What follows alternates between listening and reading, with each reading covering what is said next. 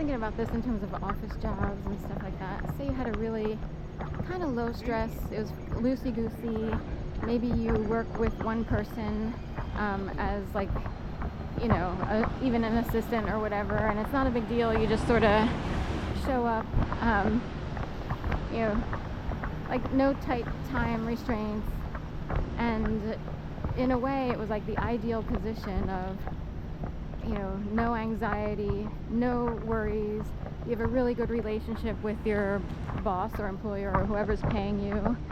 How do you get that kind of gig? You know, so many people wind up on the assembly line of, you know, many employees in one big office space, and you sort of have to put up with all kinds of different personalities and power grabs, power struggles, people who think they're the boss who aren't even close, or people trying to curry favor, and people trying to act, you know, maybe they sidle up next to the male boss and try to get everybody upset who's being professional.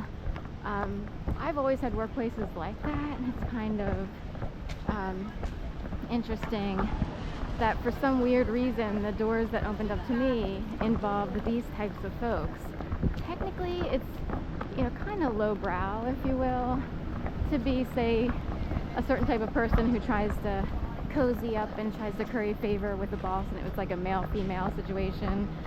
Technically there are many environments where that's not even allowed. Like, you know, if the correct, you know, professional atmosphere is created in a workspace, it would be frowned upon, you would know not to do that, you know, but there are smaller workplaces or medium-sized workplaces, and these, you know, people can sometimes get away with these things.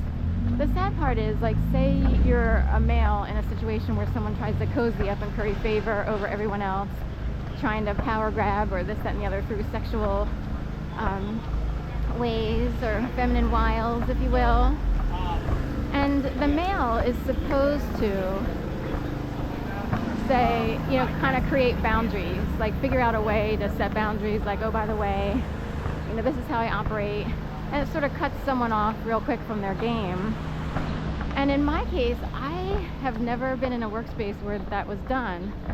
I have talked to people who said, well, that's what's supposed to happen. You know, in more professional, ideal workspaces, boundaries should be set so when some female tries to climb up the ladder through your pant leg, you know, that needs to be cut off, you know, and the person needs to be put in their place, because there are plenty of people, including women, who take their lives seriously, and they would be afraid of losing their job if they were to do the same thing, you know what I mean?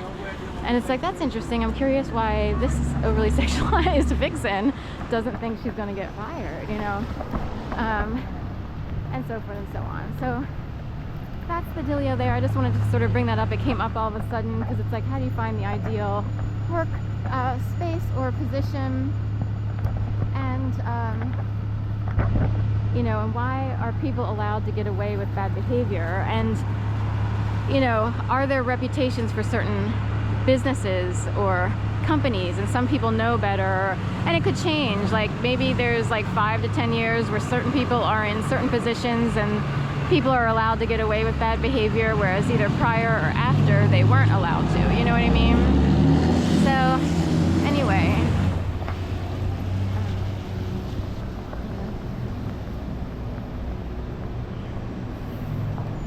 that's that. Just bringing that up, you know.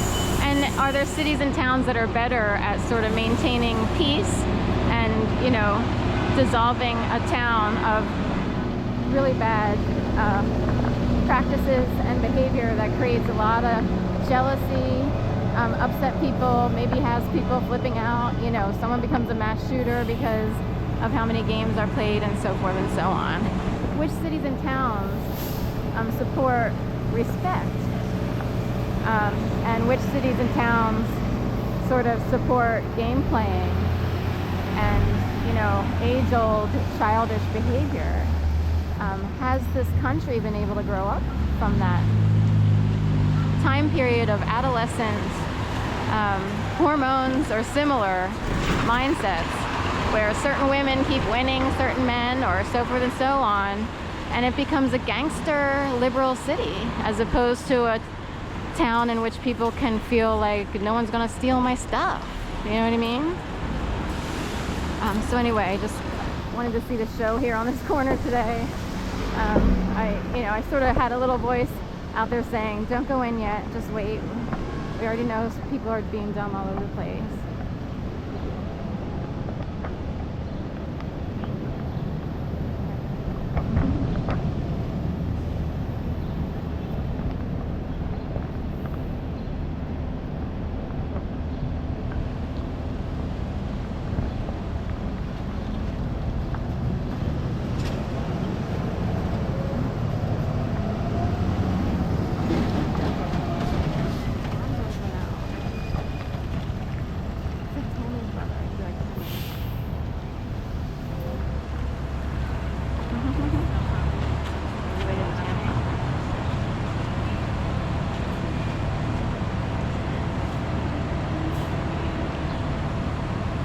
Mm-hmm.